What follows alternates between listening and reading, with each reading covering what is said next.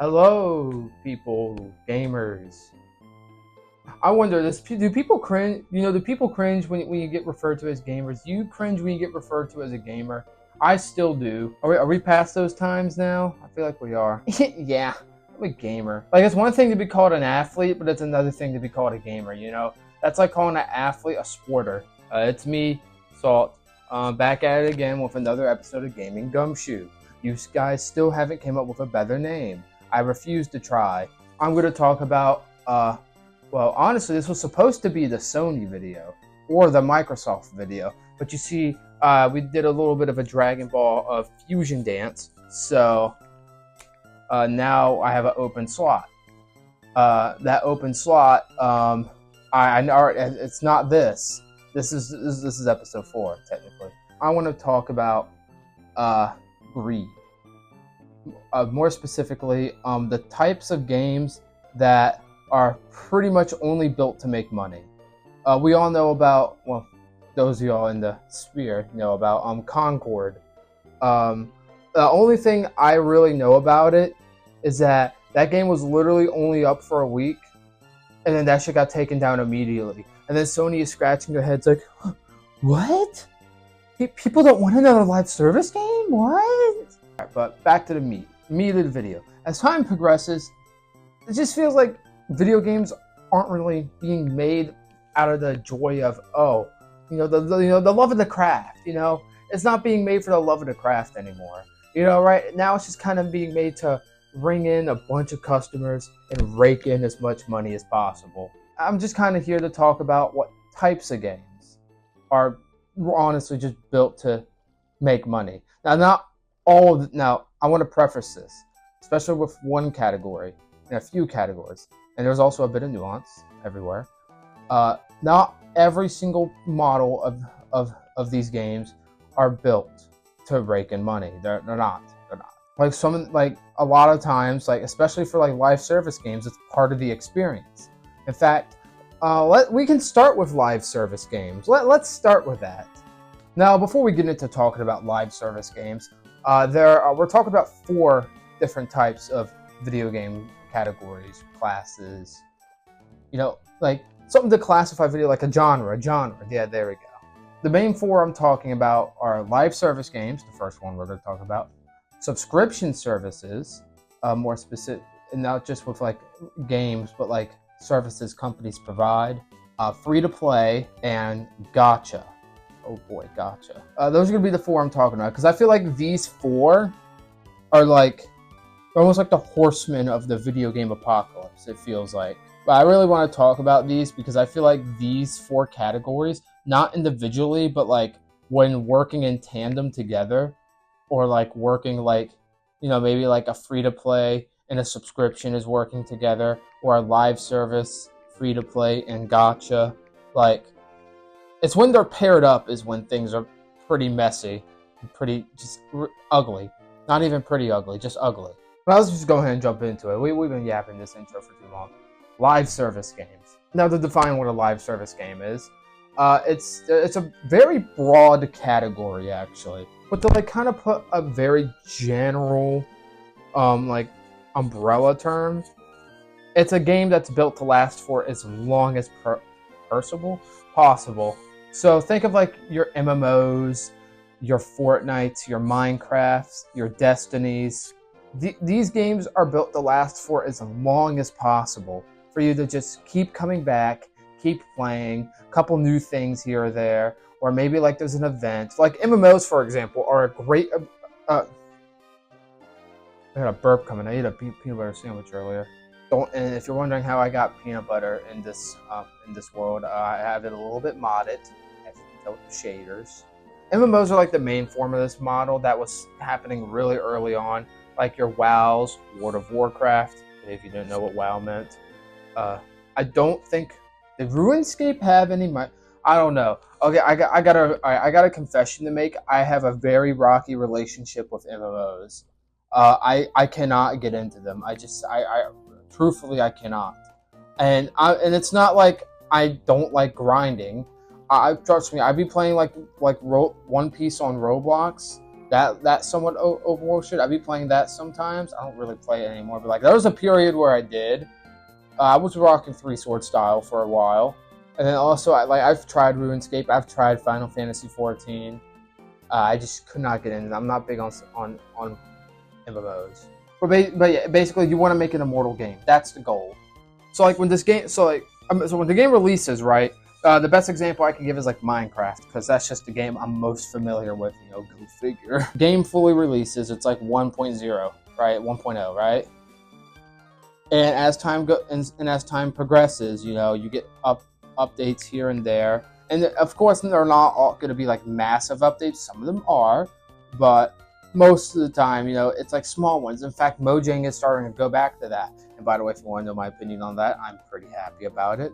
I'm very happy about it. I cannot wait to put the creepy, scary tree man inside my town. Do you know how funny that'll be? It's like having a Wendigo around your town. It's going to be amazing.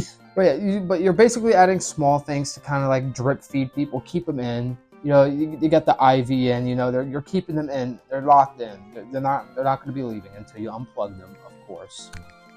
Fortnite is kind of like another way of thinking of these. Like the only way I can really describe live service games is just by giving examples. Fortnite's another one I can kind of talk about because I've played it a hot bit. You have all the events and stuff, you know, like all the events, you know. Oh, look at this character coming into Fortnite. I don't even know what's happening in Fortnite anymore. I'm like completely out of the loop on it now. Wait, definition, hardline definition. It's a game that companies want to last for as long as possible, so people who play the game can enjoy it for as long as possible. You know, it's just it's a long-lasting thing. Think of like a video game franchise, but instead of like an entire franchise of separate games, it's all in one game. That's the best way to. I think that's is that a good way to describe it? I think it is. Now that poses the question: why are so many video game companies trying to do this? It's a pretty simple answer. Money. It's money. It's a fuck ton of money. These games are literally cash cows. Like for example, back again, Minecraft. You have one single game.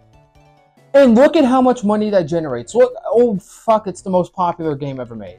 You make one game and now you're making a fuck ton of money. All you gotta do is come into office every couple months, work on a new update, and then dip. That's all you have to do. I know that's not actually what happens at Mojang. Damn well feels like it. But also I do like the model of doing like small updates here and there. I don't think Minecraft needs to go above and beyond. I like my simple game.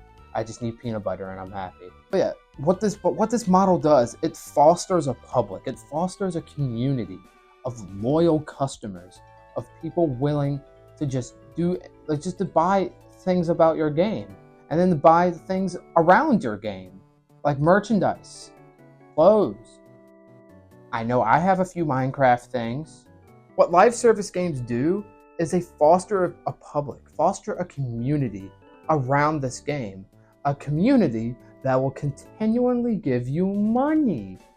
Like, you release a DLC for your game, and it's like, all right, well, we'll immediately buy that. I mean, we love the game. We want more of your game. Take our money. Oh, what's that? You got a new battle pass that came out?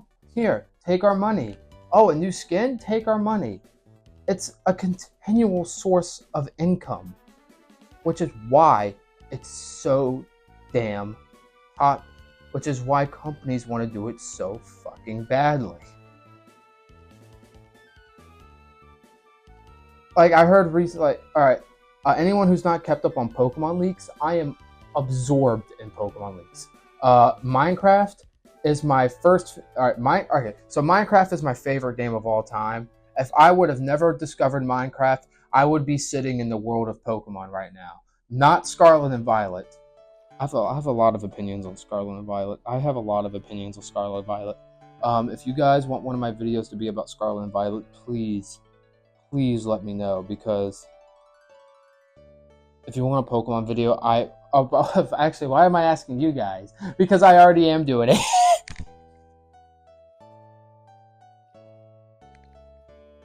Another thing about these live service games is that they keep people in the know about your game. Like, let's go back to Minecraft.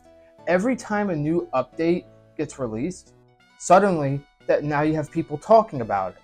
And then you have potential new buyers talking about it too, or at least it's being picked up on their radar. There's a potential that the guy that only plays Valorant will see this and be like, pretty interesting. Maybe I'll give it a peek. Nah, that dude's never gonna give it a peek. The only thing he needs to peek is a fucking shower. Goddamn. Those of you who need a refresher, it is a service that you pay for periodically, monthly, weekly, yearly, whatever. It's a periodic payment that you make to have access to a service. This service can range from a variety of things. You have entertainment. You have tools that you can use, like,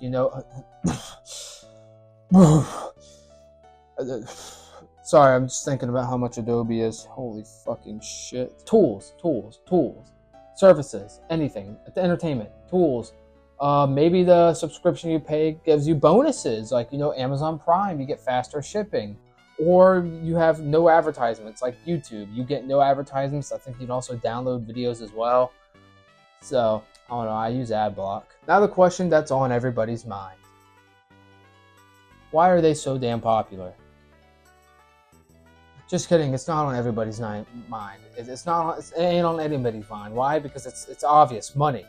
They make money. Money! And what you do is you have people pay $20 a year for your service. Now, consider this. Imagine 1 million people, because we know at least 1 million people own a Nintendo Switch. You see why companies like this? It's practically free money in a way. You get them to pay for a thing, and then you just get that money yearly. And the customers, they get the service that they need or desire.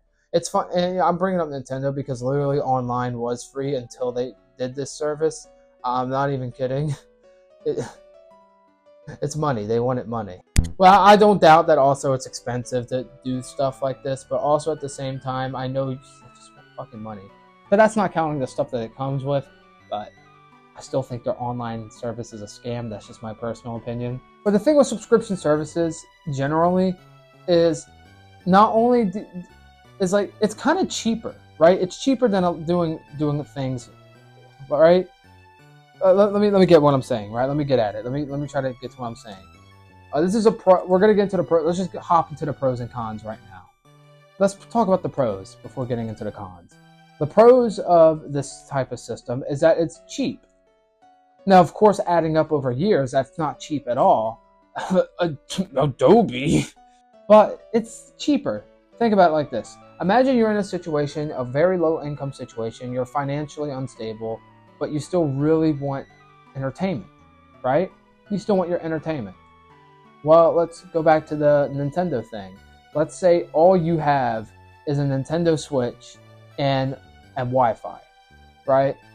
Well, get your subscription service, and now you have a bunch of classic games you can play for a $20 fee, a $20 yearly fee. Or, I don't know how it is for PlayStation and Xbox with like Xbox Game Pass, but you pay that service fee, and now you get all those games, and you just have to pay not the biggest bill monthly, or yearly even. Let me actually look at. Hold on. I'm gonna use the wrinkles of my brain to quickly check how much Xbox Game Pass is. $10 a month. 1, 2, 3, 4, 5, 6, 7, 8, 9, 10. $10 a month. That is a fuck ton of games you can play for $10 a month. That's a fucking good deal. Any way you slice it, that's just a good deal. $10 a month and you get all those games to play? Like, that's just good. That's nice. Like, another perspective you can put it is One Piece, right? And not in the gaming media, but like in a different form of media, manga. I love reading manga. And one of my favorite mangas is One Piece. To get into One Piece, let's say you want to read it, right?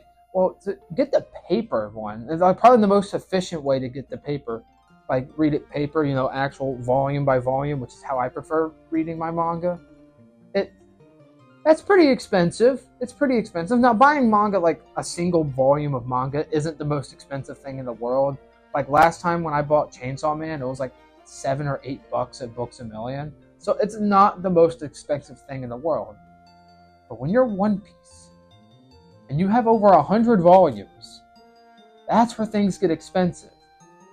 For example, to get one box set, which is probably your best way and most cost-effective way of getting it, that's 20 volumes, and it's nice. Give or take, that's like 130 to like 200 bucks. Give or take. That's a lot of money. That's a lot of money any way you slice it. Now, is it better to buy all, is it better to buy 20 volumes of One Piece for over 100 bucks? Or you get a subscription service to Shonen Jump for about like $3 a month? And now you have not just all of One Piece in your phone and on your laptop, but all pretty much Shonen Jump published. It's all manga published by Shonen Jump. I don't know if they do manga outside of that, but still, that's a fuck ton of content for you to read and enjoy and consume. All of that for $3 a month. That's pretty fucking good. But now there's a cost to that. There's a cost to it. And this is with any subscription service, really. Now again, I don't use Shonen Jump far too often because again, I like reading tape. I like actually just straight up waiting for the volume to come out and buying it. I am seething over Chainsaw Man right now. Please don't spoil anything for me. Oh yeah, but this leads me into like the con. This is a big con. Well, it's ownership. You don't own shit. You don't own shit when you do a subscription service. Like, straight up, you don't own anything. All the shows you watch on Netflix, you don't own it. You don't. I don't even think... I am like pretty sure that downloading videos in the episodes, you still don't own it. It's just so when you're offline. What I'm trying to say here is like you don't own shit when you have a subscription service. And to me, this is really bad, especially for video games. Especially for video games. Because like... Or with movies and media, like if you take it off the subscription service, there's probably a physical version out there, but maybe there isn't, and it's just lost to time, and that's super fucking sad. But what's even more sad to me is video games, and I just want to put it in the perspective of buying a used video game. So I don't know. This is just a thing. This is with me, right? So I think to me. Let me start it back. You go to a store, right? You go to a video game store. I'm not talking one like GameStop. I don't even think they sell used games anymore. I swear every time I go to one, they don't sell used games. Go to one like my personal favorite one I go to is Hotspot Electronics. And you go there, there's a bunch of games, and you see Pokemon. You see a Pokemon game, and you're like, I want to get that. I want to get that Pokemon game. And so you buy it. It's a used copy. It's been tested. It works. And you bring it home. And when you bring it home, you look at the save file. There's still one there. And it's someone else's. It has their name on it, their trainer, everything. Let's say it's a copy of like Pokemon X and Y.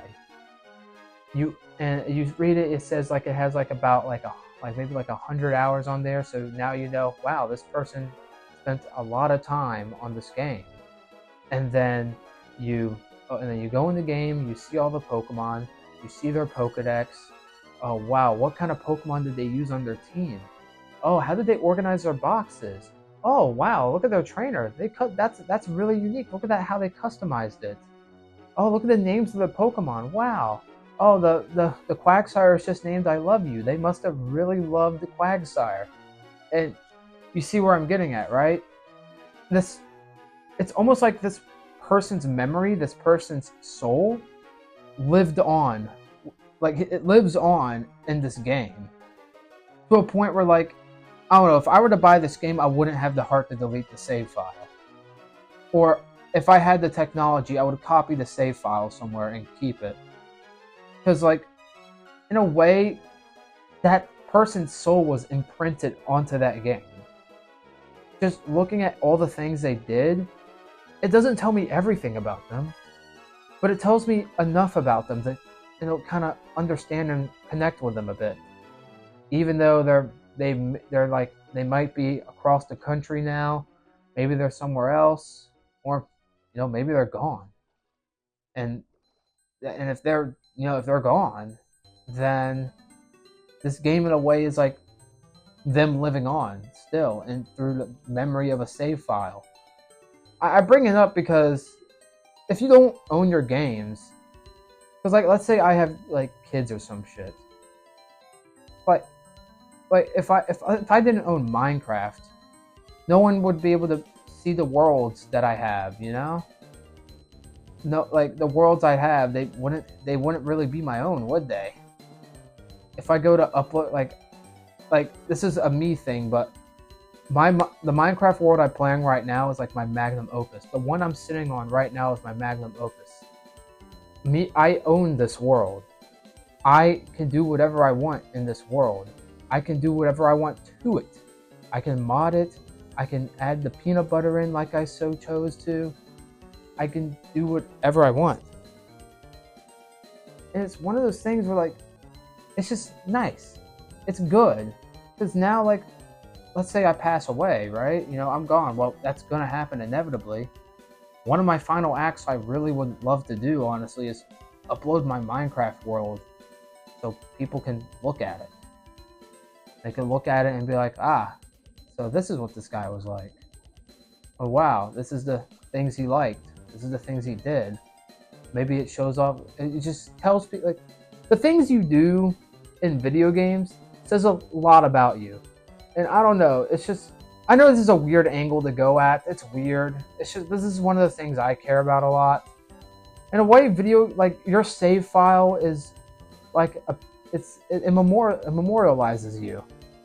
When you click the save button, I mean, it's almost like writing down in a diary, Others will be able to read that shit in the future. Other people will be able to see what you did. Who knows? Maybe someone like 50 years down the road, they'll log on to that save and play your save file for a bit to see what you've done. Hopefully they respect everything you've done. Hopefully they don't destroy everything. Who knows? This is what it is. Or they just delete it. And that's also fine, because now they own the game. And they can continue where you left off. Although it's a blank slate, but you get what I mean. I don't know, it's just being able to own your shit is nice, is what I'm trying to say. I know that's not like the biggest reason to why owning your things is important, but I don't know, it's something that I care about. And just to get this out of the way, when it comes to subscription services, these, like, how like there's a ton of them in 2024? It's not like they started in the 20s, they didn't start in the 20s. It started way back then, earlier than that. Netflix, for example, they started doing their shit in 1999. Like,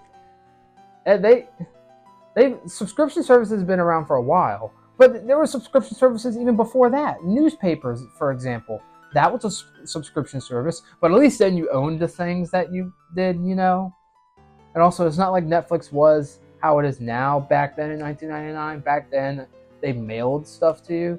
I'm pretty sure what happened, it was like Blockbuster, but they mailed movies to you and then you mailed it back. It was something along those lines. I don't know, I was too young for that. Also, I went to Blockbuster as a kid. Rest in peace, Blockbuster. I still have Luigi's Mansion. Let's talk about the next thing. Gacha games. Now, this might be something that's not as familiar with the American audiences. That's fine.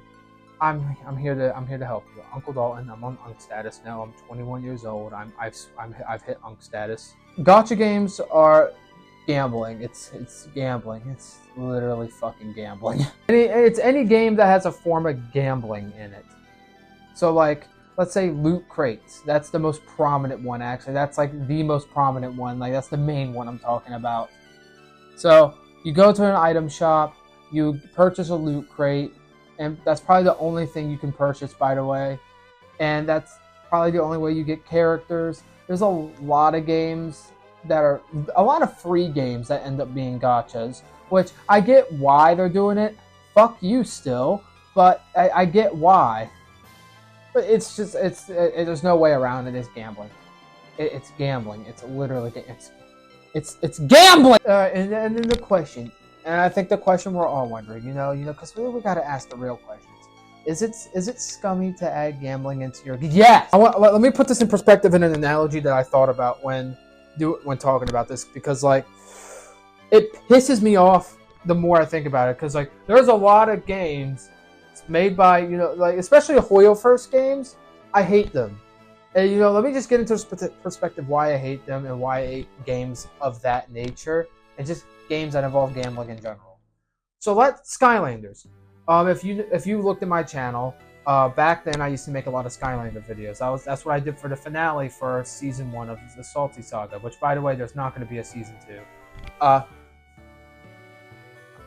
So with that, with Skylanders. So imagine you're going to this. Now imagine instead of going to the store and seeing all the Skylanders you want, you buy the Skylander, you go to the checkout, you put it on the portal, and that's the Skylander you get. What if instead of that, you went to the store and every single Skylander was in blind bags, so you couldn't see anything? The cardboard they came in, where we have the see-through plastic, and you can even like put it on the portals at the store and test them out. It's really cool. I miss Skylanders so much. Yeah, well, imagine going to the store. Like, imagine that just wasn't a thing. Imagine just going to the store and they were in blind bags, and it was like collect them all, and then imagine so you buy the blind bags, and you go home and you open them, right? But now because they're blind bags, you have a chance to get duplicates, and not only that, but also you're not. And what if you're just not even guaranteed to get a Skylander? What if getting a character is rare? What if you only get like an 8% chance to get a character, and the rest of them are just useless items, XP orbs, money, and it's like they're not useless, but they borderline are because I just want a new character. And so you keep buying over and over and over and over just to get that character that you want. And then once you finally get that rare character, you go to play it, they're weak as fuck. Why are they weak as fuck? Because you have to level them up. But how do you level them up? Oh, you just have to pull them again 5 times in a row. So now you have to buy 80 blind bags in hopes of just pulling them a few times in order to level them up. And now you're seeing the issue with these free-to-play games. Well, not free. And now you're seeing the issue with these gacha games. Okay, I tried to do pros and cons for this section. I really did, but there's no pros for gambling. Except the fucking high. There's no pros for gambling. There literally aren't. It's gambling. It's an addiction. It's bad for you. I'm not even kidding. There was a time where I was playing Genshin Impact when I was like high school, middle school. I don't fucking know when the game came out, but I had got Christmas money. I dropped $70 just so I can get a character. And then after not getting them and getting a different character, I realized, wow, this fucking sucks. And not only that, I did not need to spend $70. There were so many other things I could have gotten with $70. Do I play Genshin now? No, I don't. That's money burned. You are better off getting skins in the Fortnite battle shop. Battle shop? What? Item shop. You're better off spending money on skins in Fortnite. That's still burning money, but at least it's funner. I mean, you can play as Goku and Vegeta, and that's pretty fucking fun. But yeah, gambling is addicting. It's really easy to milk it because gambling is an addiction, and it's something that a lot of free-to-play games have. Pretty much lots of free-to-play games have, and a lot of them have microtransactions. Which, by the way, I have nothing against free-to-play games having microtransactions. I think it's completely warranted. that they have microtransactions, because you basically make practically no money. Like, you can get like 200,000 downloads on Steam and like barely make chump change. So like not even enough to make a living. So like microtransactions is like heavily needed for those type of games. So I have nothing against them. Sort of. Moral of the story for gacha games: gambling bad, but gambling fun. Now for the final category genre of games I have here: free-to-play games. Now, do not confuse this with free games, because yes, these games are free, but free games and free-to-play games are completely different games, or ballparks. Wait, didn't it make more sense the first time I said that? So free-to-play games are games that are free for a while, or free with microtransactions in it. So for example, Fortnite. That is a free-to-play game. It is free to play, but you know there might be some things there's going to be things you miss out on if you don't pay for certain things. Like you might miss out on the skins, the cosmetics. It's really just cosmetics and skins, actually. That's pretty much all you're missing out on. Like the battle pass as well. It gives you a lot of quests and shit to do. You kind of miss out on that if you don't pay, which that's a very inoffensive way of doing microtransactions. In fact, I would say that is like the most. I think Fortnite is the golden model for doing microtransactions, actually, the more I think about it. Like, it's the most ethical way to do it. It's a free-to-play game, high quality. And the thing with free games that aren't free-to-play games, free plays, either way, the thing about these games that are really good is that anybody can get them. It's as a pro. Anybody can pick up these games. They can play these games. Like, there's been countless occasions I've been able to play Fortnite with friends and shit. And everyone has it, so we can all play together. Like, it's really good, actually. It's something that's really nice. But the issue is that free-to-play games are easy to manipulate. For instance, Genshin Impact. It's not an online game, so it's less offensive, but it's still pay to win, that's when free-to-play becomes truly free-to-play. Because in a lot of games, the best way to win the game is to just pay money.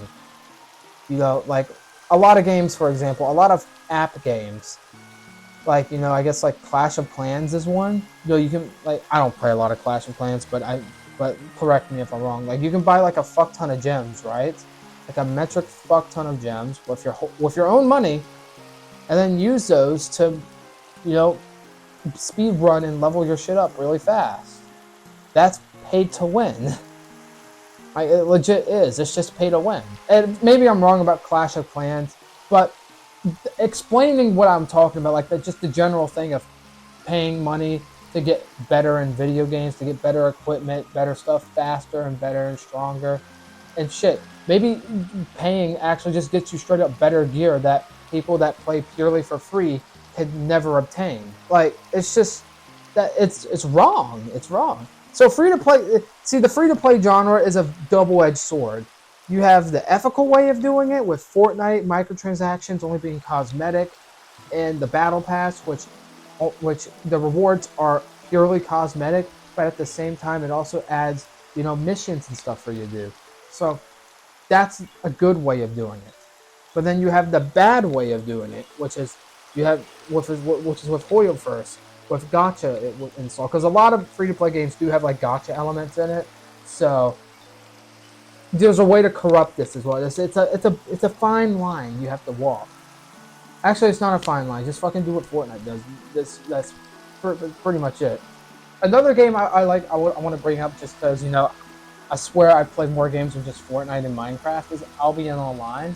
Is it called Albion? I don't know. I always mix up the D with like a B or the B with a D. I don't know.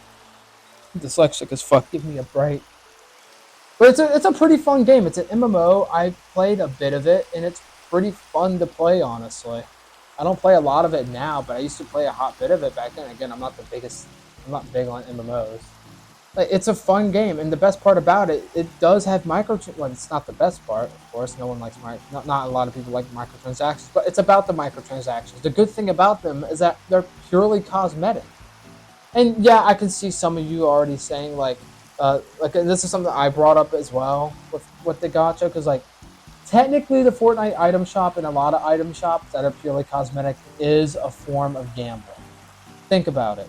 The item shop updates every like what, every like couple days or so. And so now you have this, and every time it updates, you're gambling for what's going to show up there. Maybe it tells you, but either way, it's sort of a form of gambling. If the skin that you want or a skin you're waiting for will show up, and then it creates a sense of FOMO, fear of missing out, and that on its own is pretty unethical when you think about it. Maybe Fortnite changed it up. I don't know. I have been out of the loop on Fortnite for a long time, but I doubt they have changed it up. So yeah, FOMO is a big thing when it comes to item shops like that, I feel. I don't know if it is a big deal. It hasn't been a big deal for me, but I know I've had encounters with friends and stuff where actually, yeah, no, it has affected me. I'm fucking dumb. I just started thinking, yeah, with Dragon Ball. I didn't want to miss out on Dragon. Yeah, okay. Never mind. I've made a severe lack in my, I made a severe lapse in my judgment. So yeah, that can be pretty scummy, but it's better than gambling, pure gambling. Like that, like it's better than gambling that'll help you than gambling, or also better than loot crates like what Overwatch does, because that's also gambling. You know, and just loot crates in general are bad. You know, can we just draw that line there? The moment you have a loot crate, that's the moment where the line is drawn right before loot crates, because once you get the loot crates, you're too far gone. And that's pretty much everything I wanted to talk about. But now we have to talk about why I'm even talking about this stuff. Do video game companies want you to be? Do they want you to love your games? I mean, now that I'm done, talking about those type of genres of video games categories, I'm gonna start just shooting some questions to y'all, and I'm just gonna start answering them myself. And I recommend going in the comment section below. Give me your answers. This is an open book discussion here.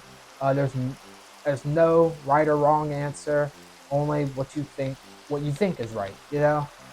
There's a right or wrong to everything. I have my own rights in my heart. You have your own version of what's right in your heart. You can tell me what you all think, and that even goes for everything before this.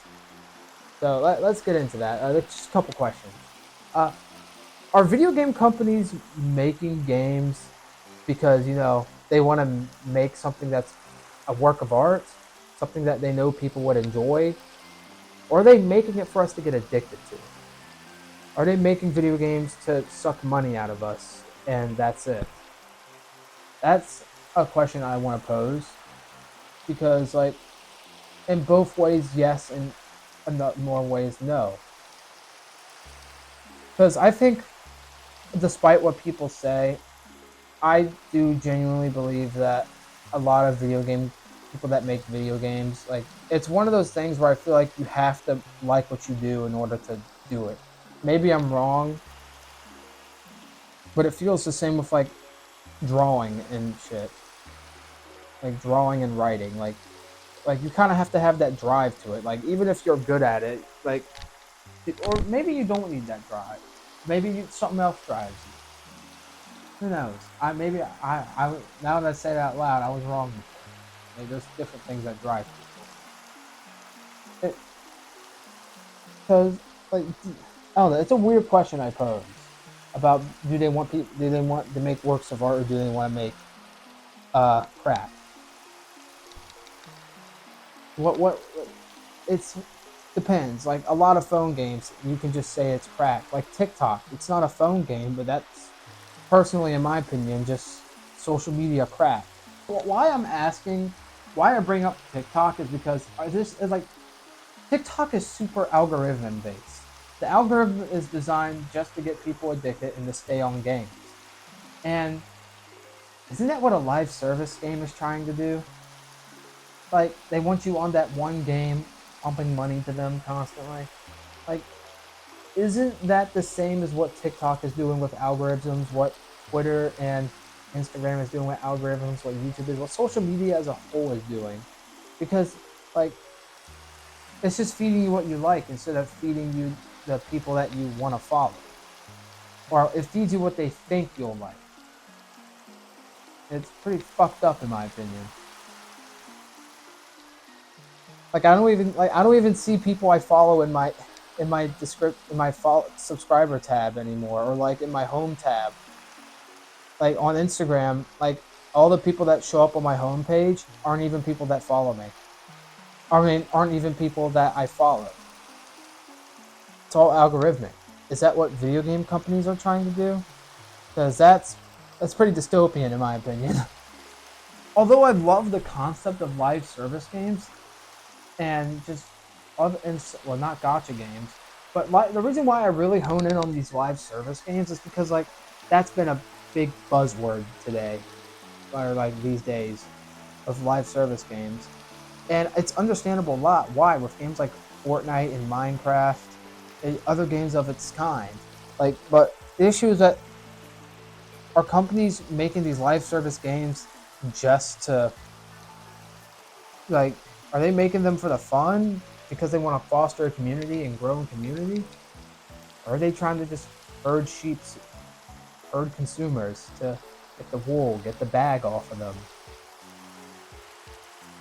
Yeah, because I mean, that's, and I would say kinda, because you can't apply that question to every single company at once. It's not an umbrella question.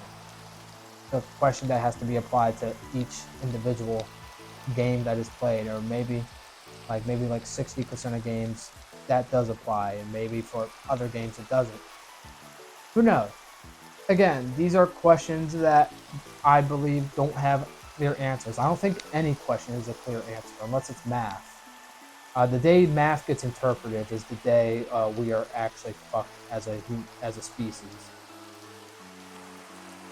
And yeah, I would say for that answer, it really depends on who's applied to. But I think being that, and you gotta also remember, negative sentiment gets a lot more coverage than positive sentiment when it comes to like news and shit.